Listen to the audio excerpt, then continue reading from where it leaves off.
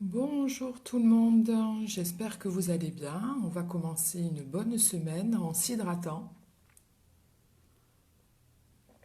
Et comme vous le voyez, en attendant que vous vous connectez, je sirote mon infusion et j'espère que vous de même, que vous êtes préparé votre petite potion magique qui fait du bien à l'intérieur de notre corps pour, euh, pour visualiser ce moment d'échange que je réalise les lundis, tous les 15 jours, avec vous en direct.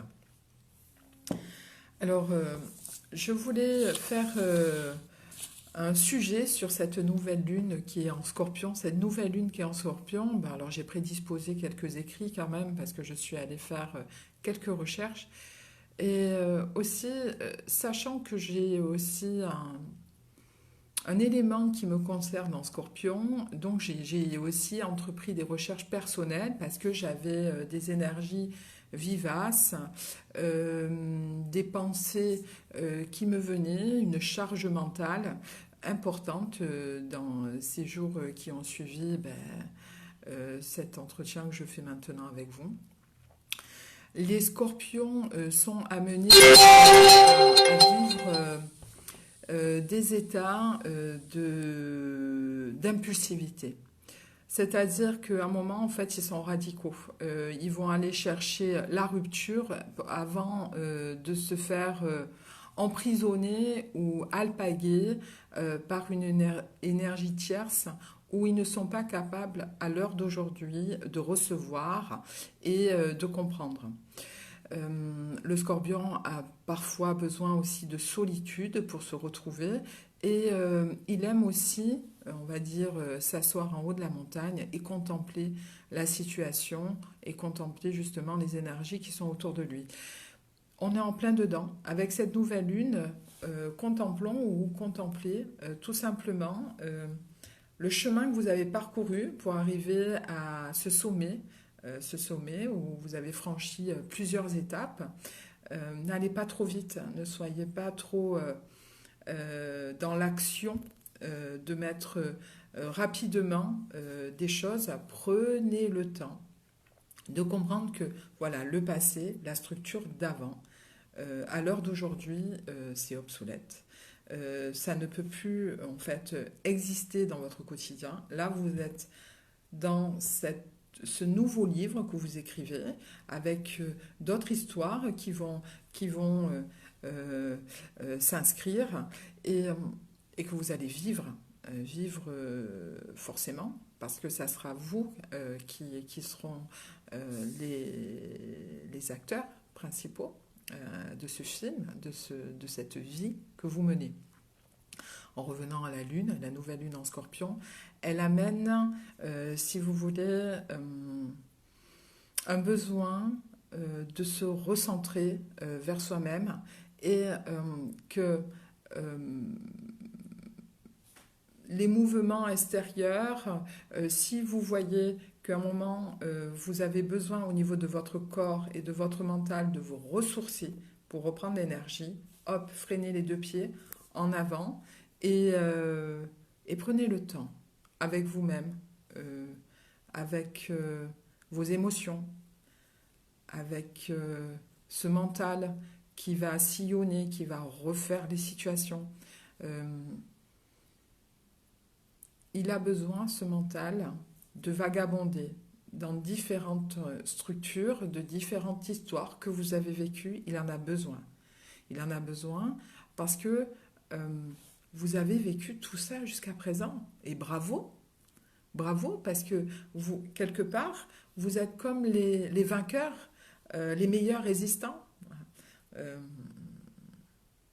Dans la création de l'être humain, vous savez que il y a les spermatozoïdes, quand il y a l'homme et la femme qui s'unissent, c'est pour faire l'enfant qui est l'humain. Hein. Il y en a un dans tous ces milliards de spermatozoïdes qui réussit, c'est vous. D'autres, déjà, alors dites-vous que vous êtes le vainqueur de tout ça. Vous avez réussi à franchir cette étape. Et les émotions de la vie, les expériences de la vie vous apportent aussi à vous donner le meilleur de vous-même. Voilà. Donc, une fois que vous avez relativement pris une maturité, une sagesse dans vos parcours personnels, à ce moment-là, vous pouvez franchir d'autres étapes. Et plus ou moins, si vous n'avez pas conscientisé en fait les épreuves ou les expériences de vie euh, d'un point de vue euh, d'apprentissage, euh, il est possible qu'il va avoir encore d'autres expériences dans votre vie pour vraiment comprendre cet apprentissage de la vie. D'accord. Le 13-11-2023, c'est l'arcane sans nom, le 13. C'est changer d'état, prendre du recul, tout à fait. Cette nouvelle lune permet en soi, puisque nous sommes en période aussi d'automne, aux portes de l'hiver, un retour vers soi, de profiter de ces odeurs naturelles qui nous entourent. Et si vous avez la possibilité, je vous invite à aller vous promener ou ne serait-ce de partager un moment avec vous-même. Il est possible que vous rencontrez des événements imprévus. Il devait se passer quelque chose, finalement, ça ne se passe pas. Accueillons-le. Pourquoi pas? C'est ainsi, c'est comme ça. Donc, il y aura beaucoup de choses qui vont revenir. On va vous titiller, il est possible qu'on vous stimule, on vous demande d'être à 200% de vos capacités. Allez, on freine, on se recentre vers soi, d'accord? Et on prend soin de soi. Alors, on va passer à la cartomancie. Je vais voir un peu ses influences au niveau des énergies.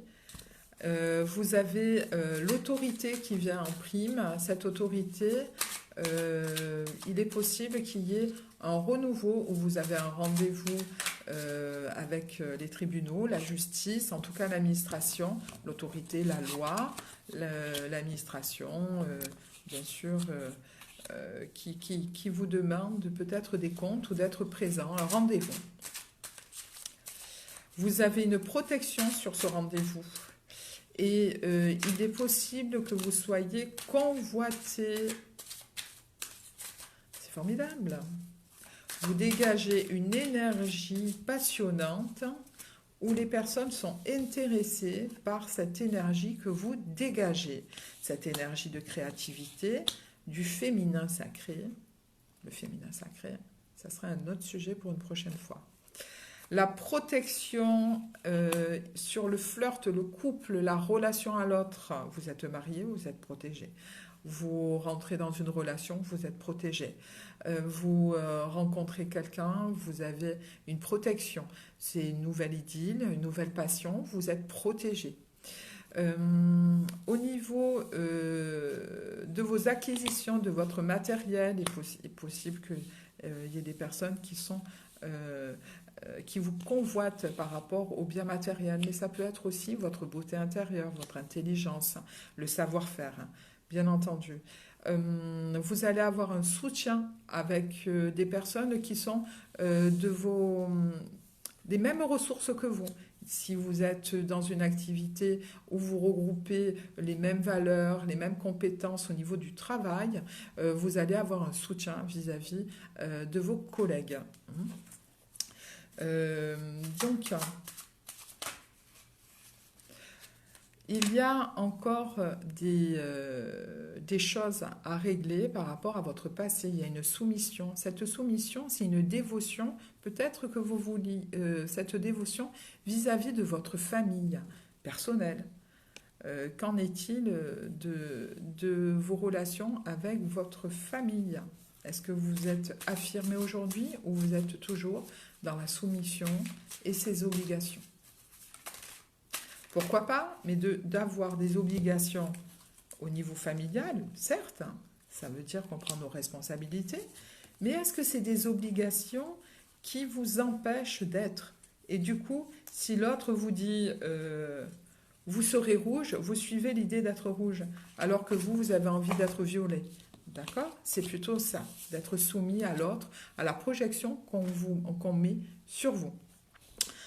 Donc, il est nécessaire de s'affirmer totalement et vous allez rentrer dans une découverte et une mise en scène.